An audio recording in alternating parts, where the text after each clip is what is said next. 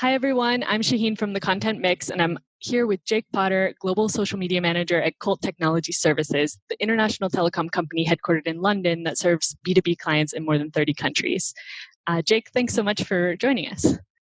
Thank you so much for having me. I'm really excited to be here today. Yeah. To get started, I just wanted to ask you a little bit about your background and how you got into marketing. Sure. So I suppose it starts when I was at university. I did a degree in events management, which is quite specific, I suppose, because we're learning how to organize events and execute them. But there was a huge marketing spin on everything I did within that degree. And I did a placement year as well. So it's a 4-year degree.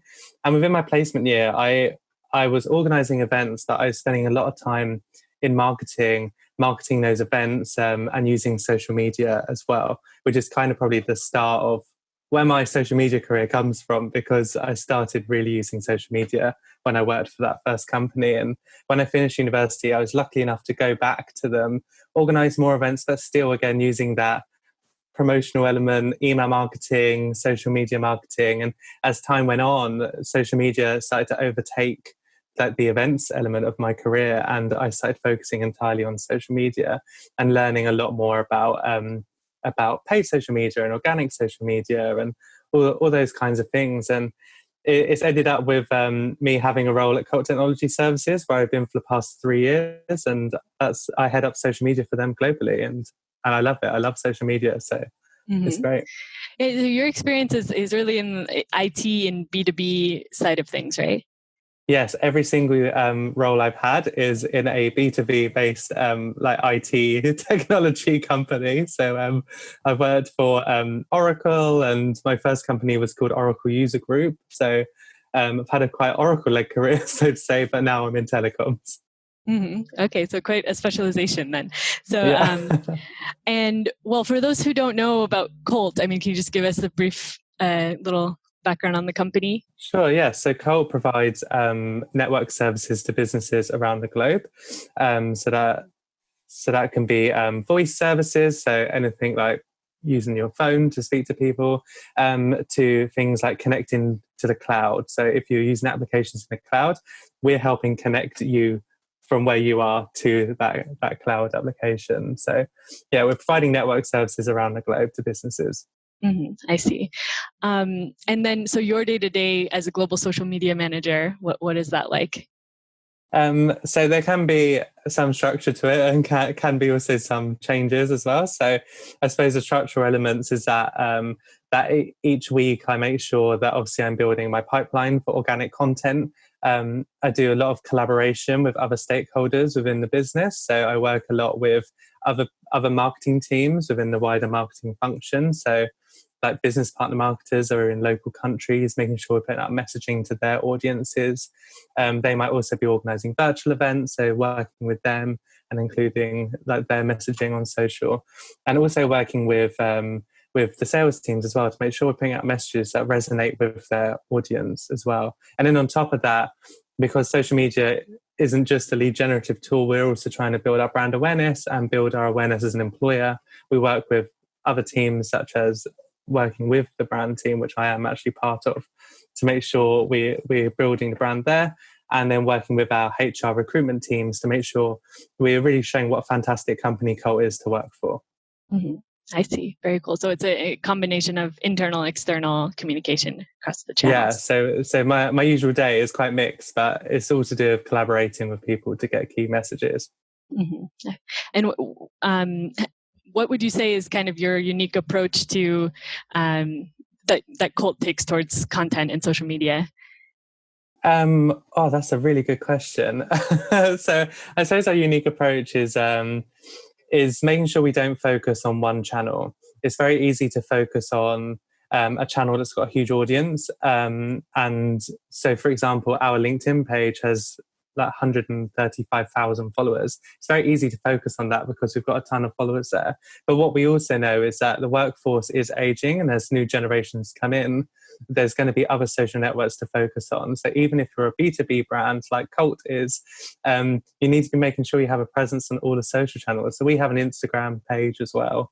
It's not our largest following page, but we do have a good group of followers on there who engage with us, and then we make sure we're engaging the next generations that come to work with us or for us. And you were saying that your role is kind of assists both marketing and sales. So what is the social selling aspect of it? And so so when I first joined Colt, we decided to launch a social selling framework, which really was aimed to help salespeople transform online relationships into sales. So at this point, we do kind of focus on LinkedIn because we know that's where they're having their current work conversations. And we had a few chats with LinkedIn, and we actually found out that our sales force has around 10 times more connections / followers than the brand has itself. And that's because we've got quite a lot of salespeople. You know, if each salesperson has a couple of hundred connections, that can really grow exponentially in comparison to the brand. So we really saw this opportunity for people to be using it as a platform to sell our products and services. So what we do is we split it into 4 areas. We focus on making sure our salespeople have a killer profile, as I like to kind of go with it, because your profile is one of the first impressions people get of you. Then we split it into content, and that actually covers 2 of the 4 areas I was just saying about. So splitting out between sharing content just about Colt's products and services, that's one part, and then sharing content about the industry and about things that are important to us as individuals. And this is so key, because if we just share stuff about our brand, we're not social selling, we're social marketing, or that's what I believe anyway. So when we make sure we're sharing stuff about the industry, we're making sure that when we're speaking to new prospects or when we're building relationships with our current customers, they're not just seeing a job title, they're actually seeing an expert and someone who is reading about what's going on in the world. And the final element of social selling for me is making sure that people are engaging. Because if we have a good profile and we're putting a ton of content on social media, that's not everything. We need to be making sure we are engaging and staying at the front of people's minds, particularly if there's longer sales cycles, anything like that, where they could take months to close a deal. And you want to make sure that people are thinking about you and that they know who you are. Because if you call them up after putting in tons of work on your side and they're like, who's Jake? Who's Colt? Like, that's going to be really frustrating. So really making sure that you're staying in the front of mind for those prospects and customers. So would you kind of define the difference between traditional social media marketing and social selling as you see it, like basically sharing directly from, like creating personas for the salespeople and sharing directly from their profiles? Is that right? And creating like your personal brand, which I know is a term that's thrown around quite a lot. But when you're sharing content and having an up-to-date profile, you're actually giving the opportunity for people to see your personality, especially if you are taking the time to write the social posts yourself, because you can show like a more fun side to you. And if you share stuff that's not 100% about the brand as well, you can share fun stuff in a fun way, even on a platform like LinkedIn, where everyone is probably, you envisage them in a suit and tie using their LinkedIn profile. But if you're sharing stuff, maybe if currently we're in lockdown, maybe you're sharing the fact you've gone to the park for the first time in weeks because you can't go out. That is giving personality, and it's helped building personal brands, and it will make sales easier. Mm-hmm. Absolutely. And now we're in this middle of this lockdown and a global pandemic. Is it impacting you much in your day-to-day? I believe that that the current situation is an opportunity to increase social selling, and I am seeing both in my role and from what I see online that social selling is on the up. I do a lot of training as part of my role, so I teach people how to use social media, and I teach them how to social sell and how to get better and really elevate what they're doing. And since this current situation has happened, I've been given a lot more of those trainings. And when I go on to places like LinkedIn, I see people just sharing so much content now. And it's really, I think LinkedIn's actually transformed in that way as well to become a place where we all share content. So I believe it's impacting social media for everyone and not just businesses. Mm-hmm. Absolutely. I mean, the fact that we're constantly connected to our devices right now means we're more likely to engage with this kind of thing. Absolutely. Yeah, absolutely. So I know, so you're based in London, and could you kind of give us an idea of like the scope of the business and the markets you operate in? I know I said 30 countries, but you're kind of focused on Europe, right? Yeah, so we started in the UK in London in the early 90s, and then we grew across Europe, and then started growing more and more around the world. So yeah, we have a huge UK and Europe kind of brand, and it's growing globally as well. Mm-hmm. Okay.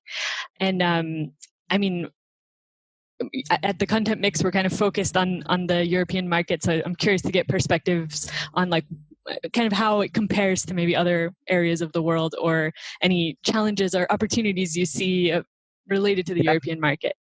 I think it's really key. I don't know if what I'm going to say is maybe can be obvious for everyone, but it's really key to make sure that when you are promoting stuff, whether you're doing it on social media or doing it by email, or however you do your marketing, making sure you change that content for the audience you're speaking to. For example, in England, English people quite often can add loads of different words into a sentence. Like rather than saying, "Can I have a cup of tea?" they might say, "I don't suppose I could possibly have a cup of tea." But in other countries, say German is a bit more of a direct language, so it'd probably be, "Can I have a cup of tea?"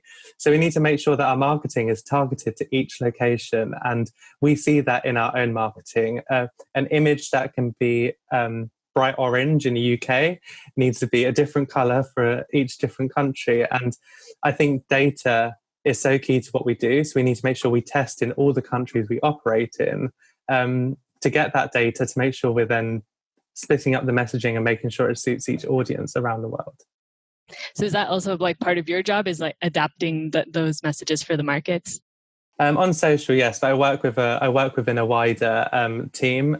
So I work with a global campaign manager. We have graphic designers, and we have brand team, and we have digital team, and we all work together to make sure that our messaging is right for the right audience. And obviously, we don't have the answer to everything. So as I mentioned earlier, collaboration is key, and we work with all our business partner marketing people in each country to make sure that the messages resonate or will resonate with their audience, because they're probably more likely to know than I probably am. Mm-hmm. Yeah, that makes sense. I was going to say on the comment about the tea, I live in Spain, so it's famous that in Spain, what people would say is like, "Give me a tea." Yeah. Yeah. And British people think that's really weird. Americans. Yeah, it's very direct. Yeah, definitely. So, well, I guess we can go into the recommendations that I asked you about earlier. Sure. So, what would you recommend for an app or a tool that helps you in your job? Sure. So my favorite application is Content Cal. Around 2 years ago, I was approached by a guy called Andy, who is the CEO of Content Cal, and it's a very small company. And the application is it's a social media scheduling tool. So it's a content calendar, and it's just the most simple and easy to use social media calendar I've ever used. It works as a calendar, and you can drag and drop your content. You can edit as you see fit. And you can also have approval flows as well. So, for example, I'm the social media manager, but we also have a graduate in our team. So the graduate may write a post, and then it goes to me to press approve before it goes out on social. And that's just to make sure we don't have a spelling mistake, for example. And I do the same as well. I make people check what I write as well. So it makes my job so much easier, because we can make sure it's harder to make a mistake on social media. It has content hubs as well, and you can view all your old content and search old content if you want to reuse it. And it also has really good analytics as well. And because it's a fairly small company, you get the opportunity to make changes. Like you ask them for a certain kind of feature, and they are happy to work on it because they're a smaller organization there that are great for that kind of thing. Yeah, that's super interesting. I mean, there's like so many options when it comes to social media scheduling that it can be hard to choose. But does it have like So these features are like ones that other ones maybe don't typically have, like the search features and things like that in the correction. Yeah, so yeah, some of the features do cross over, but it's the ease of being able to use those features. I think that really makes them kind of win over other tools. And when I say they're a small company, they actually have thousands of customers. Um, so they're not they're probably not as small as I make them out to be. But yeah, they have a lot of features that other things do, but it's just so much easier to use those features. Yeah, I actually oftentimes, when I'm looking for a tool, like search for one that's kind of like an up and coming that is a little bit smaller, because they tend to be a little more agile in developing new stuff, and also have like more personalized customer service. And might, if it's a new startup, they're more kind of on the cutting edge too. So yeah, I'll definitely check that one out. But so I also wanted to ask you about any marketing influencers you follow in Europe. Yeah, so I follow a guy called Joe Glover, and I actually met him a few months ago. And since I met him, I find him so insightful, and he's also really personable as well. That it's very easy to relate to him. And the reason why I find him so influential is because he decided to kind of quit his day job to launch a network called the Marketing Meetup. And this marketing meetup has grown around the UK. It now has European events and also a US event as well. And it's a fairly small network. So the fact it's grown so much really shows kind of the influence that Joe has on the marketing industry. And when I met him, I went to one of their events a few months ago, and I actually had the opportunity to speak at their event. And so I met him that night, and he was just like the most nice person to speak to. And then when I look at his LinkedIn, he shares so much insight on his LinkedIn. But when you read it, he just feels like you're reading something your friend wrote. And that's why I think he's really amazing. Yeah, he must be really good at his job as a marketer. Absolutely. Yes. So yes. yeah, that's really cool. Actually, I checked them out, and I think they have like really similar values to what we're doing with the content mix. So I'd be super interested to collaborate with him. I'm gonna definitely get in touch. So, well, I mean, we're nearing the end of the interview. Was there any other takeaways you'd like to share, or some final advice? I would say, as kind of final piece of advice, if your organization isn't social selling right now, that I really think you should get out there and just start doing it. We're in such a unique time right now where we're not able to go to meetings and have face-to-faces with people, and social media really is the key to getting to do that. Mm-hmm. So I really strongly advise anyone to kind of build their own social selling framework and really launch social selling and help their salespeople to share messages about your brand and about the industry that you are working in, because they are key to helping you with your marketing strategy. Yeah, I was also curious, like, what do you think social selling isn't? Because I feel like I've heard that term used like so many different ways. And I definitely have seen it in reference to a lot of like automation tools for like doing outreach on LinkedIn, basically. But yes, when you talk about it, you mean it more as like networking in general and having an entire strategy around that, right? Yeah. So I think a lot of people think social selling is just overnight they'll get people to share stuff about a brand, and it really isn't that. It's about helping these individuals really build themselves up to look like they know what they're talking about, and to be seen as people and kind of not job titles anymore. And so I suppose to answer the question, what is social selling not? It's not using all your salespeople just to share the same message over and over again, specifically relating to your products and services. That is social marketing. And I think it's really key to... Or social spamming, maybe. Yeah, or social spamming, yeah. So it's really key to... especially, some people say to me, should social selling come from marketing? And I say absolutely, because you can plug it into your marketing strategy and you can help these people really strategize their own social selling journey. So yeah, it's kind of I love social selling. It's like getting your sales team to be kind of ambassadors for your marketing, right? Like kind of tying that together. Yeah, definitely. And we see lots of I see a lot of people on LinkedIn, like CEOs that are great at talking about the industry and talking about their company, and I think we need to stop just focusing on the CEOs and making sure that people know that anyone can kind of do what the CEO is doing on social. Like share stuff about your industry, share the fact you went to a park. And you'll be so surprised by how many likes and comments you'll get off the post about you going to the park. It'll be amazing. That's interesting. So it doesn't have to be all business necessarily. You want to show the whole person. Yeah. No, because I think as people, we want to meet people. Like we don't want to meet kind of robots. Like we want to make sure we can relate to people and kind of like have common ground with them. And so I think that's really key. Is like we share something personal every now and then. It doesn't have to be super personal about your life. Like you don't have to share your bank balance or anything like that. But Right. yeah, just things like I went out to the park and it was nice. It was summer shining. Mm-hmm. Yeah, just to relate with people in general. Yeah, makes a lot of sense. Well, yeah, it was awesome to get your insights on social selling. Sounds like you really know what you're doing there. So, hopefully, fingers crossed. Yeah. So yeah, it was great to have you on the show. Thanks for having me. It's really good.